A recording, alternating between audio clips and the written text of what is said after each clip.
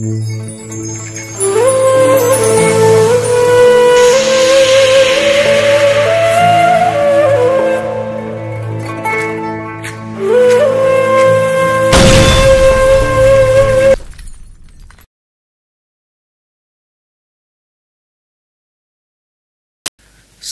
kita melangkah ke pembahasan berikutnya yang terkait dengan etika bermazhab, etika berfatwa, bermazhab, bertaklid, bermadzhab. Jadi sebelumnya telah kita terangkan di kitab pembahasan sebelumnya tentang dalil dari taklid, kemudian tingkatan dari para mujtahid, kemudian teknis mekanisme dalam mengambil pendapat-pendapat yang muktamad dalam kitab-kitab para ulama. Maka mu'alif di sini menuliskan tentang etika, bagaimana etika seorang yang ingin berfatwa atau bertaklid. Beliau menukil qala sahibul fawaid al-makkiyah fi mukhtasariha. Al-Fawaid Makkiyah berkata dalam Mukhtasar Fawaid Makkiyah. Penulis karya Al-Fawaid Makkiyah berkata dalam Mukhtasar Fawaid Makkiyah, beliau menulis fal yataharra al-muwaffaq wal mustabri' lidinihi al-qawiyya fi wara'ihi wa yaqinihi fi fatwa. Hendaklah seseorang itu memilih, atau orang yang diberikan taufik oleh Allah Subhanahu wa taala untuk berfatwa hendaklah memilih dalam berfatwa. Jadi orang yang ini yang memberikan fatwa seharusnya dia itu kuat dalam waroknya dan keyakinannya dalam ketika berfatwa, meyakini bahwasanya hasil fatwa yang diutarakan oleh dia adalah hasil pemahaman dia terhadap hukum Allah, tidak semena-mena dia mengeluarkan fatwa padahal tidak memiliki dasar yang kuat. Faqad warada 'anil mukhtar ajra'ukum 'alal fatwa ajra'ukum 'alan nar. Ada hadis, orang yang paling berani berfatwa di antara kalian adalah orang yang paling berani menanggung api neraka. Itu adalah ancaman atau hadis ancaman dari Rasulullah SAW agar mendidik orang yang berfatwa agar berhati-hati, karena apapun yang dikeluarkan oleh seorang mufti atau orang yang mewakili mufti dalam hukum Allah itu nanti timbangannya berat di akhirat. Dia mempertanggungjawabkan hasil jawabannya ketika orang-orang bertanya kepada dia. Wala taqfu ma laysa laka bihi ilm. Dalam Al-Quran, jangan kamu berpendapat dalam satu masalah yang kamu tidak ketahui, tidak kuasai. Falyata'ammal ahwalus salaf, falyata'ammal ahwalas salafis salih minas sahaba wat tabi'in. Orang yang berfatwa, seorang mufti, hendaklah mempelajari keadaan salafus salih dari sahabat wat tabi'in wa man ba'dahum min ulama'id din, dan ulama-ulama yang setelah tabi'in min taharrihim fil fatwa, dalam masalah mereka hati-hati dalam berfatwa. Ma'amkaniyati aqdamihim fil ulum, padahal mereka sangat pakar dalam ilmu keislaman. Wa quwwati ijtihadihim, dan juga ijtihad mereka sangat kuat. Wa bu'dihim 'anil ahwa, dan ulama salaf sangat jauh dari hawa nafsu. Hatta ruya anna al-Imam Malik rahimahullahu taala ajaba ala arba'i masail min arba'ina mas'alatan, sehingga dinukil secara mutawatir Imam Malik itu pernah menjawab hanya 4 masalah, 4 pertanyaan dari 40 pertanyaan yang diajukan. Jadi beliau hanya menjawab 10% dari yang ditanyakan.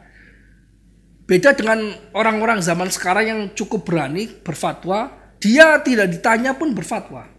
Jadi bukan 4 masalah yang dijawab dari 40 masalah. Pertanyaannya 4, jawabannya 40 kalau zaman sekarang.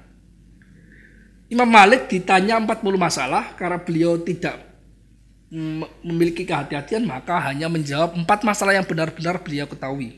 10%. Zaman sekarang 90% jawaban adalah tidak ditanyakan. Nah, ini kan problem.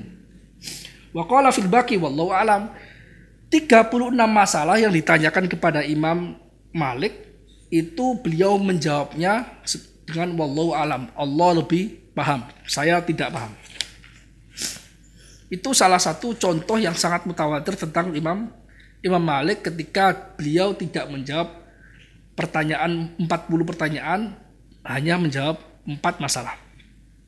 Wa annal imam Aba Hanifah rahimahullahu taala qala fi 8 masail la adri. Imam Abu Hanifah diriwayatkan juga pernah berkata, saya tidak tahu dalam 8 masalah yang ditanyakan kepada beliau. Wa kana al-Imam Ahmad bin Hanbal yukthiru min qawli la adri. Imam Ahmad bin Hanbal sering sekali mengatakan saya tidak tahu, padahal Imam Malik, Imam Abu Hanifah, Imam Ahmad ibnu Hanbal itu semuanya mujtahid mutlak mustaqil. Sebagaimana itu ijma' para ulama. Wa sa'ala Muhammad ibnul Hakam al-Imam Syafi'i radhiyallahu taala anhu anil mut'ah. Imam Muhammad ibnul Hakam, muridnya Imam Syafi'i. Muhammad ibnul Hakam ini muridnya Imam Syafi'i dan salah satu perawi mazhabnya beliau. Tapi di akhir, setelah Imam Syafi'i wafat, beliau berpindah mazhab, bukan mazhabnya Imam Syafi'i, tapi beliau berpindah mazhab ke mazhab sebelumnya. Jadi beliau awalnya mazhab Maliki, kemudian Imam Syafi'i datang, beliau mengikuti Imam Syafi'i dan meriwayatkan beberapa riwayat dari beliau. Kemudian setelah Imam Syafi'i wafat, beliau pindah lagi ke mazhab sebelumnya, yaitu mazhab ayah beliau, yaitu mazhab Malik. Tapi makomnya beliau Muhammad ibnul Hakam itu berada di sampingnya makom Imam Syafi'i. Beliau pernah bertanya kepada Imam Syafi'i tentang mut'ah. Akana fiha talaqun aw mirathun aw nafaqatun tajibu aw syahadah, faqala wallahu ma nadri, wallahi ma nadri.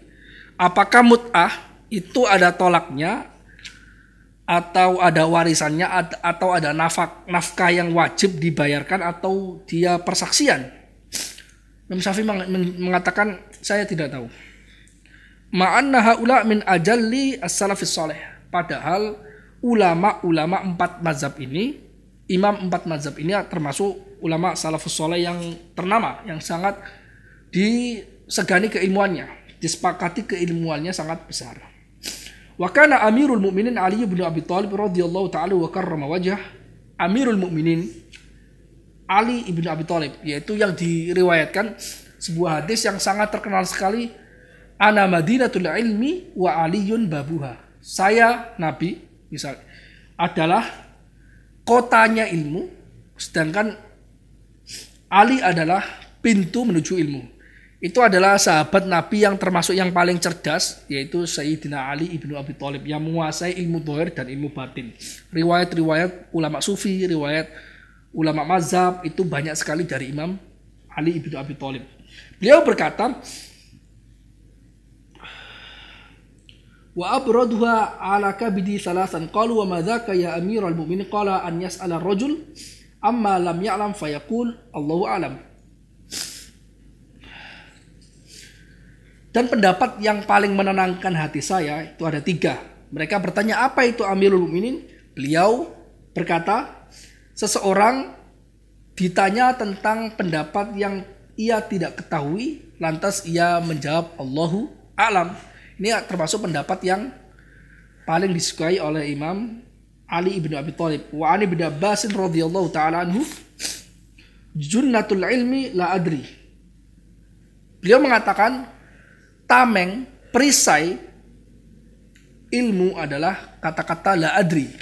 Jadi itu digambarkan oleh Imam Ibnu Abbas, sahabat Ibnu Abbas, sebagai tamengnya ilmu. Kenapa? Karena jika seorang itu selalu menjawab pertanyaan yang diajukan kepada dia tidak pernah mengatakan saya tidak tahu, maka itu bukti bahwasanya dia tidak memiliki ilmu. Bagaikan tameng, yang melindungi ilmu adalah perkataan la adri. La adri nisful ilm. Kata la adri, saya tidak tahu, itu adalah separuh dari keilmuan.